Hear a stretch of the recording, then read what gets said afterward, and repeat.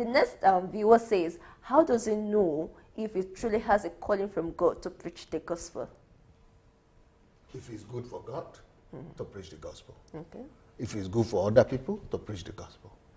And if it's good for him or her to preach the gospel, what is stopping him from doing it?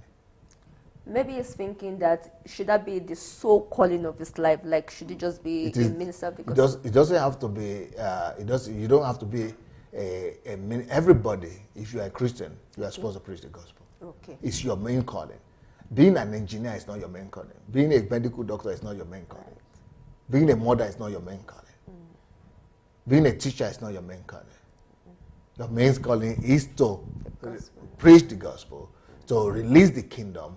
Anyhow you want to do it, anyhow, that must be done. That is the priority. The priority of our lives. We are here to carry the kingdom, to release the kingdom of God, to release, to manifest the kingdom of God, to preach the gospel. So we are only disguised engineers. I mean, we're only disguising as engineers, as teachers, as doctors, but we are really kingdom carriers. That's our primary.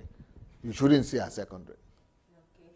The person can do any other thing, but the first calling is actually the preaching of the gospel for every believer. For every believer. For every believer.